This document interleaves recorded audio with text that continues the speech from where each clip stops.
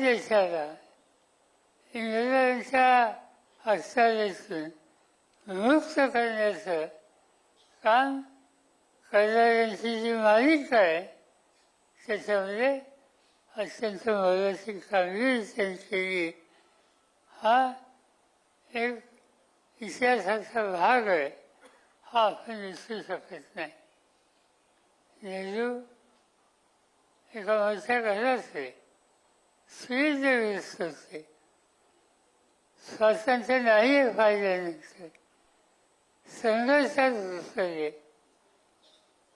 स्वातंत्र्याच्या आधी अनेक वर्ष तुरुंगात राहिले. जे संघटित केला गांधींच्या नेतृत्वाखाली आणि शेवटी तुम्हाला मला स्वतंत्र भारताचे नागरिक ही उपाधी मिळवून देण्याच्या संबंधीची मोलाची कामगिरी ज्या भारतीयांनी केली त्याच्यामध्ये नेहरूंना आपण विसरू शकत नाही. आणखी एक काल गोष्ट माझ्या पाहण्यात आली. एक व्यस्त महाराष्ट्राच्या मंत्रिमंडळातले ते शीख समाजाच्या कार्यक्रमाच्यासाठी गेले. ते गेले तिथे मला काही तक्रार करण्याचं कारण नाही, पण तिथं जे काही भाषण केलं गेलं ते भाषण अतिशय हलक्यात घेणारं होतं. त्या भाषणामध्ये त्यांनी फार मोठी टीका टिप्पणी ही त्या ठिकाणी केली. त्यांनी काय सांगितलं? त्यांनी इंदिरा गांधींच्या टीका केली. इंदिरा गांधी या देशाला स्वातंत्र्याच्या नंतर संघटित करायला, शक्तिशाली ठेवायला, जगामध्ये देशाची प्रतिष्ठा वाढवायला अतिशय मोलाची कामगिरी करणाऱ्या व्यक्तींच्या मालिकेमध्ये एक महान व्यक्ती होती. त्यांनी देशाची प्रतिष्ठा ही नेहमी सांभाळली. बाकी काही गोष्टी असो, पण त्यांनी देशाच्या प्रतिष्ठेच्या संदर्भात कधी तडजोड केली नाही. मागे एकदा एक उदाहरण मी इतिहासात सांगितलं होतं. इंदिरा गांधी प्रधानमंत्री होत्या. मॉस्कोला गेल्या. रशिया हा आपला मित्र देश. तिथे गेल्याच्या नंतर मॉस्कोच्या विमानतळावर त्या उतरल्या आणि त्यांच्या स्वागताला काही अधिकारी होते. साधारणतः एक पद्धत अशी आहे की एखाद्या देशाचा प्रधानमंत्री दुसऱ्या देशात असो तर त्याचं स्वागत त्या दर्जाच्या व्यक्तीच्याकडून केलं जातं. पण इंदिरा गांधींच्या बाबतीत ते घडलं नाही. इंदिरा गांधींच्या लक्षात आलं तिथं भारतीय दूतावासाचे अभ्यासक गुजरात होते. त्यांनी गुजरातला सांगितलं की आपला कार्यक्रम काय? गुजरातने सांगितलं रशियन गव्हर्नमेंटचं जे ठिकाण आहे जिथं तुमचं निवासस्थान आहे आपल्याला तिथं जायचं आहे. इंदिराजींनी सांगितलं तिथं आपण जाऊ, पण त्याच्या आधी तुमच्या घरी मला यायचं आहे. मॉस्कोला आपला दूतावास आहे, फार मोठा आहे, मी गेलोच होतो. गुजरातना काळजी होती की त्या देशाचा प्राईम मिनिस्टर रशियाचा कुठे उभा आहे आणि तिथे न जाता माझ्या घरी आपण निघालो काय म्हणते इंदिराजींनी सांगितलं तुम्हाला मला तुमच्या घरीच यायचं नाही जात दादा. भारतीय दूतावास जिथं होता तिथं गुजरात साहेब इंदिराजींना घेऊन गेले. इंदिराजींनी गेल्यानंतर आवाज घेतला, चहापान झालं आणि सांगितलं दूतावासाच्या प्रमुखांना तिथं 200 भारतीय कुटुंब राहत होते. तो दिवस सुट्टीचा होता. इंदिराजींनी सांगितलं 200 कुटुंब आपल्या घराची आपल्या कुटुंबाची इथे राहतात. त्यांच्याचे लहान मुलं आहेत ती सगळी गोळा करा आणि ती सगळी लहान मुलं तिथं बोलवली आणि इंदिरा गांधी त्या मुलांच्यावर खेळायला लागल्या. त्यांच्यावर कबड्डी लंगडी अशा गोष्टी करायला लागल्या. तिकडे रशियाचं नेतृत्व वाद बघत होतं. कुणी त्यांनी सांगितलं इंदिराजींना की निघावं लागेल त्याला निघूया. गुजरातने शेवटी इंदिराजींना विचारलं आमचं काही चुकलं का? त्यांचं तुमचं काही चुकलं नाही. रशियन प्राईम मिनिस्टरचं चुकलं. काय चुकलं?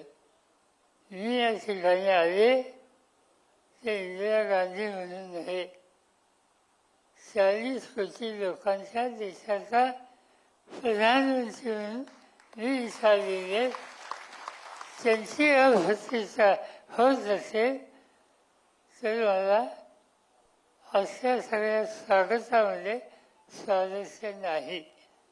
मी बैठकीला येईन पण 40 कोटी लोकांची प्रतिष्ठा ही सांभाळून त्या ठिकाणी येईल त्याशिवाय मी येणार नाही. हे इंदिराजींचं कर्तृत्व. देशाच्या प्रतिष्ठेसाठी हा त्यांचा दृष्टिकोन.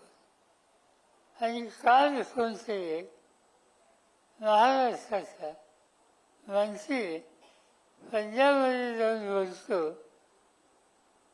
शिखांच्यावर अन्याय झाला, शिखांच्यावर हत्या झाल्या. ही गोष्ट खरी आहे.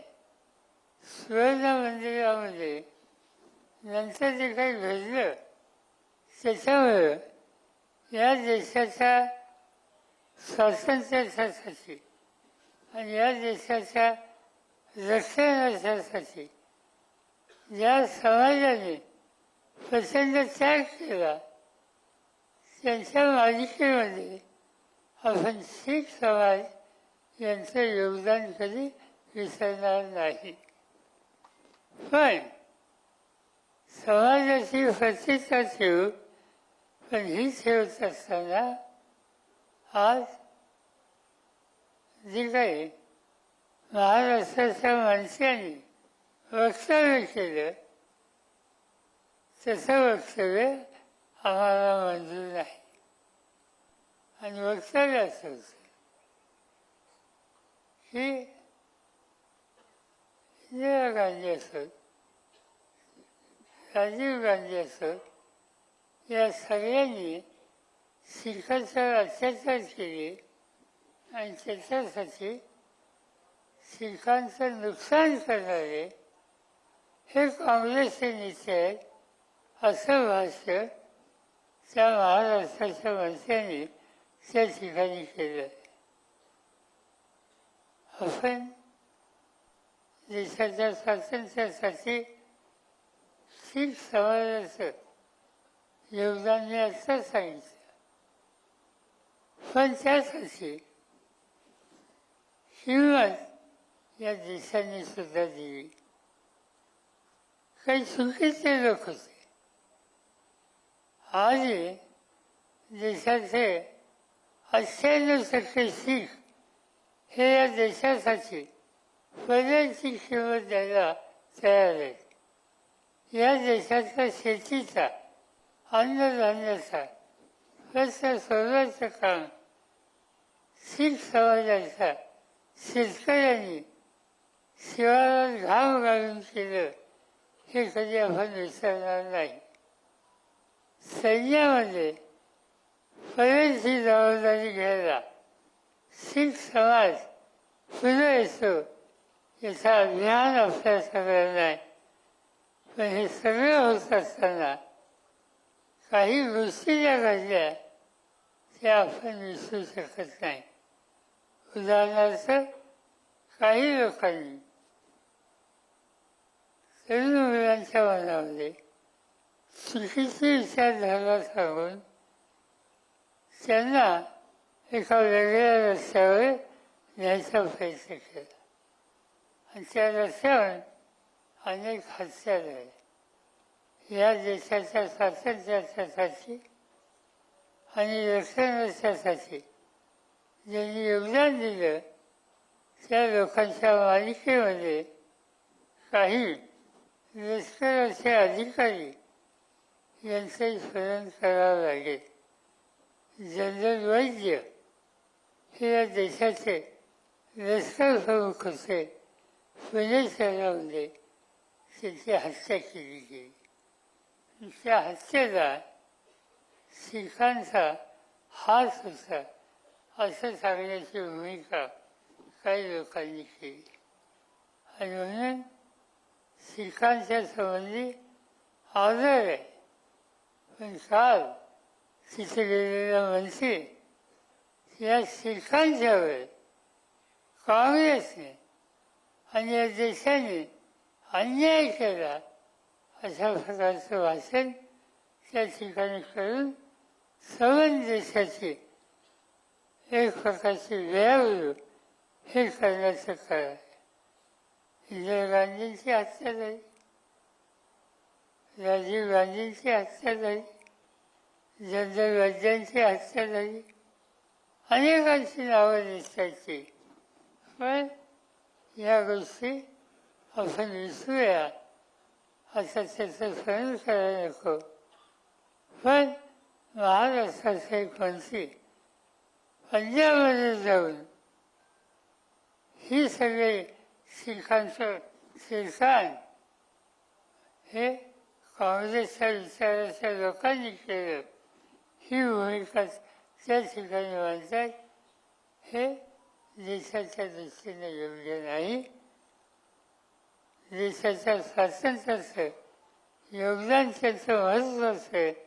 पण अशा कामाचा पुरस्कार हा कुणी करणार नाही. आणि म्हणून तुम्ही नेहरू आणि मोदी हे दोघे प्रधानमंत्री होते त्या संबंधी काही भाष्य करा. पण नेहरू हे नेहरू होते. नेहरू हे देशाचे नेते होते. नेहरू हे स्वातंत्र्याच्या काळामध्ये आयुष्याचा ओव्याचा काळ हा सौन देशासाठी देणारे होते. आणि नेहरू परिवार नेहरू गेल्याच्या नंतर इंदिरा गांधीने देशाच्या रक्षणासाठी प्रयत्न केलं. पाकिस्तानला धडा शिकवला, बांगलादेशची निवृत्ती केली, त्याची हत्या झाली, त्याची फिकीर कुटुंबाने पाहिली नाही. आणि त्याच्यानंतरच्या काळात त्यांच्या चिरंजीव राजीव गांधी त्यांचीही हत्या झाली. त्यामुळं नेहरू कुटुंब यांचा त्याग हा भारतीय कधी विसरू शकत नाही. आणि त्यांची तुलना कुणाच्याही बरोबर होऊ शकत नाही. एवढंच या ठिकाणी सांगतो. हे नुसतं आणखीन एक वैशिष्ट्य होतं की याच मुंबई शहरामध्ये महात्मा गांधींनी गावाच्या शँकवे इथे जवळ काँग्रेस जणांचा मेळावा होता. त्यावेळेला क्विट इंडिया, भारत सोडो ही घोषणा केली. आणि ही घोषणा दिल्याच्या नंतर गांधींना अटक झाली आणि काँग्रेसची वर्किंग कमिटी, ज्याच्यात नेहरू होते, आझाद होते, अनेक नेते होते, त्यांनाही अटक केलं. आणि अहमदनगरच्या तुरुंगामध्ये जवाहरलाल नेहरू आणि सर्व काँग्रेसचे कार्यकारी यांना त्या ठिकाणी ठेवलेलं होतं. आणि अनेक वर्ष हे सगळं नेतृत्व अहमदनगरला होतं. आणि त्यागाच्या इतिहासामध्ये या सगळ्यांचं काम हे आपण कधी विसरू शकत नाही. आणि म्हणून कृपा करा, त्यांचा सन्मान ठेवा, त्यांची तुलना ही नको तिथं करू नका, ही सांगायची वेळ आली. आज अनेक प्रश्न आहेत. शेतकऱ्यांचे प्रश्न आहेत. मोठा प्रश्न हा आहे कर्जमाफीचा. आज तुम्ही काल बघितलं असेल, खतासाठी शेतकऱ्यांची लाईन लागली. रातोरात लोक खत मिळत नाही, त्यासाठी जिथं खताचं दुकान आहे त्याच्या बाहेर झोपेल. आज ही अवस्था शेतकऱ्याची. उत्पादन वाढवण्यासाठी कष्ट करायची. आज शेतकरी संकटात आहे, कर्जबाजारी आहे, आत्महत्या वाचत आहेत. कालच पुन्हा एक यादी आली आणि त्याच्यामध्ये गेल्या 8 दिवसामध्ये इतक्या शेतकऱ्यांनी आत्महत्या केल्या याची यादी आकडेवारी सांगते. जो तुमचा पोशिंदा आहे, अन्नदाता आहे, तो आत्महत्या करतो. आत्महत्या करायची एक तर येते, पुन्हा पुन्हा येते. हे सारखं सत्य आहे. ज्यांच्या हातात सत्ता आहे त्या सत्ताधाऱ्यांनी देशाचा अन्नाचा प्रश्न सोडवला आणि घामाची किंमत मिळत नाही म्हणून अस्वस्थ असणारा शेतकरी आज आत्महत्याच्या रस्त्याला हात जातोय. आणि म्हणून आपण या वर्धापन दिनामध्ये ज्या घटकांच्यासाठी प्रदेश कष्ट करायला आणि तयार आहोत, त्याच्यामधला शेतकरी याच्याकडे आम्ही कधी दुर्लक्ष करून चालणार नाही. पक्ष म्हणून त्यांच्या सगळ्या दुःखात तुम्हाला मला लक्ष द्यावं लागेल. आज बेकारीचा प्रश्न अतिशय महत्त्वाचा प्रश्न. तरुण माणूस कष्ट करण्यासाठी तयार, त्याला संधी मिळत नाही. समाजाचा दलित, समाजाचा मुस्लिम, समाजाचा ख्रिश्चन, समाजाचा अल्पसंख्याक, या सगळ्यांना हा देश माझा आहे असं वाटेल अशा प्रकारचा राज्यकारभार चालावा ही त्यांची अपेक्षा आहे. पण त्याची पूर्तता आज होत नाही. ही गोष्ट त्यांच्या मनामध्ये एक प्रकारची अस्वस्थता निर्माण करावी. आणि म्हणून वर्धापन दिनात आपल्याला काही निकाल घ्यावे लागते. इथं अध्यक्ष आहेत, मी अध्यक्ष प्रमुख सहकार्यांना सुचवतो की 18 दिवसात बसूया.